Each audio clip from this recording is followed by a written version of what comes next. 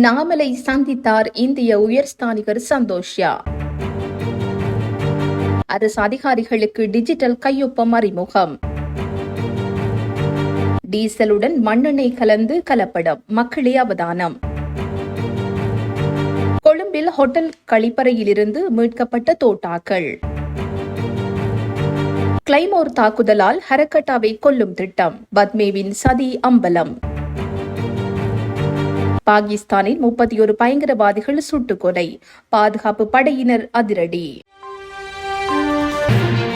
இந்திய உயர்ஸ்தானிகர் சந்தோஷ்யா பொதுஜன பெரமுனவின் தேசிய அமைப்பாளரும் பாராளுமன்ற உறுப்பினருமான நாமல் ராஜபக்சவை சந்தித்து கலந்துரையாடியுள்ளார். இந்த சந்திப்பு நேற்று கொழும்பில் அமைந்துள்ள இந்திய இல்லத்தில் இடம்பெற்றுள்ளது. இந்தியா மற்றும் இலங்கை ஆகிய நாடுகளுக்கு இடையிலான இருதரப்பு ராஜதந்திர உறவு குறித்து இதன்போது கலந்துரையாடப்பட்டுள்ளது. அரசு அதிகாரிகளுக்கு அலுவலக பணிகளை எளிதாகவும் வினைத்திறனாகவும் மாற்ற டிஜிட்டல் கையொப்பம் அறிமுகப்படுத்தப்பட்டுள்ளது. பொது நிர்வாக, மாகாண சபைகள் மற்றும் உள்ளூராட்சி அமைச்சர் வைத்தியர் சந்தனா அபேரத்ன கூறுகையில், தற்போதைய அரசாங்கத்தின் நோக்கம் பொது சேவைகளை டிஜிட்டல் மயமாக்கி புதிய பாதைக்கு கொண்டு செல்வதுதான் என தெரிவித்தார். பொது நிர்வாக, மாகாண சபைகள் மற்றும் உள்ளூராட்சி அமைச்சின் உள்நாட்டு அலுவல்கள் பிரிவின் பொது அதிகாரிகளுக்கான டிஜிட்டல் கையொப்பங்களை அங்கீகரிக்கும் நிகழ்வில் நேற்று பங்கேற்ற போது அவர் இவ்வாறு கூறியுள்ளார். மக்கள் எதிர்பார்க்கும் திறமையான பொது சேவையை உருவாக்குவதே தனது நோக்கம் என்றும் இந்த புதிய தொழில்நுட்பத்தை கிராம சேவையாளரிடம் எடுத்துச் செல்ல வேண்டும்.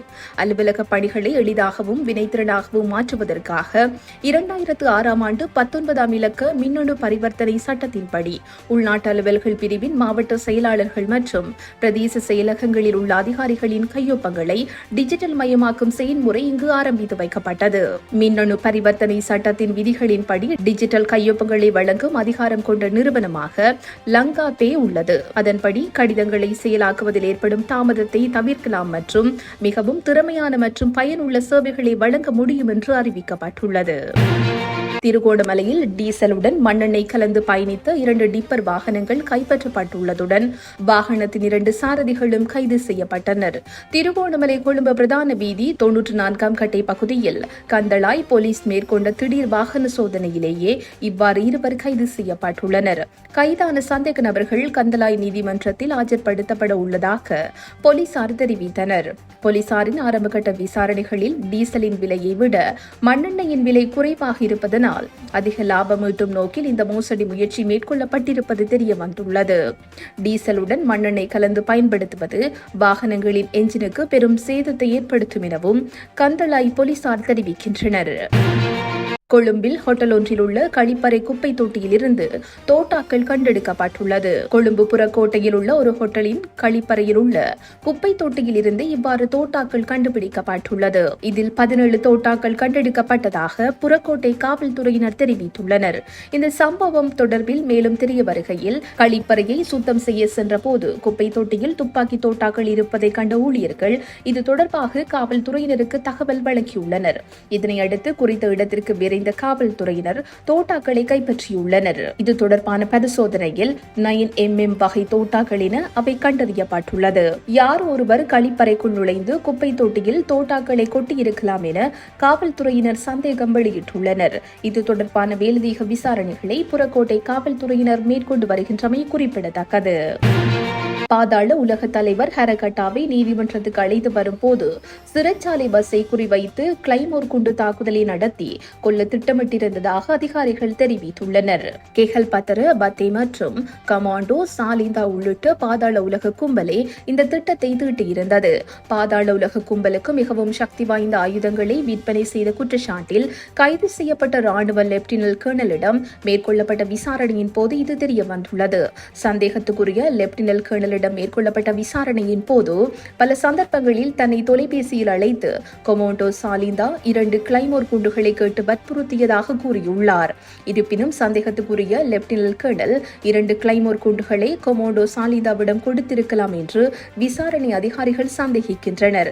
பத்திரிகையாளராக மாறுவேடமிட்டு ஹரகட்டாவை கொல்லும் திட்டம் தோல்வியடைந்தால் அடுத்த தாக்குதல் திட்டமாக கெஹல் பத்திர, பத்மே மற்றும் கொமோண்டோ சாலிந்தா இந்த கிளைமோர் குண்டு தாக்குதலை நடத்த கையளிக்க தயாராகி இருந்துள்ளனர். ஹரகட்டாவை ஏற்றி சென்ற சிறைச்சாலை பஸ் புதுக்கடை நீதிமன்றத்தை நெருங்கும் போது நீதிமன்றத்துக்கு அருகில் உள்ள சாலையில் ஒரு மோட்டார் சைக்கிளில் கிளைமோர் குண்டை மறைத்து ரிமோட் கண்ட்ரோலை பயன்படுத்தி வெடிக்க வைப்பதே பாதாள உலக கும்பலின் திட்டமாக இருந்ததாக தெரிவிக்கின்றனர். இருப்பினும் இந்த பாதாள உலக கும்பல் கைது செய்யப்பட்டதால் ஒரு பெரிய பேரழிவு தவிர்க்கப்பட்டதாக போலீஸ் வட்டாரங்கள் தெரிவிக்கின்றன. பாகிஸ்தானில் பல்வேறு பயங்கரவாத அமைப்புகள் செயல்பட்டு வருகின்றன. இந்த பயங்கரவாத அமைப்புகள் பொதுமக்கள் பாதுகாப்பு படையினர் மீது அவ்வப்போது தாக்குதல் நடத்தி வருகின்றன. இந்த அமைப்புகளை அழிக்க பாதுகாப்பு படையினர் தீவிர நடவடிக்கை எடுத்து வருகின்றனர். இந்த நிலையில் அந்த நாட்டின் கைஃபர் பத்துமா மாகாணம், லக்கி மார்வாட் மற்றும் பனு மாவட்டங்களில் தெக்ரி தலிபான் பாகிஸ்தான் பயங்கரவாத அமைப்பைச் சேர்ந்த பயங்கரவாதிகள் பதுங்கி இருப்பதாக பாதுகாப்பு படையினருக்கு ரகசிய தகவல் கிடைத்துள்ளது.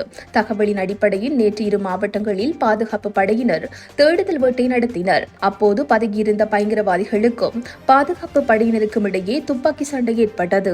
இந்த மோதலில் லக்கி மாவட்டத்தில் 14 பயங்கரவாதிகள், பனு மாவட்டத்தில் 17 பயங்கரவாதிகள் என மொத்தம் 31 பயங்கரவாதிகள் சுட்டுக் கொல்லப்பட்டுள்ளனர்.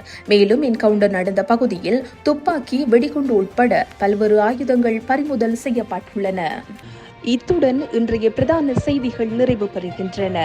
உச்சி மீது வானிடிந்து வீழுகின்ற போதிலும்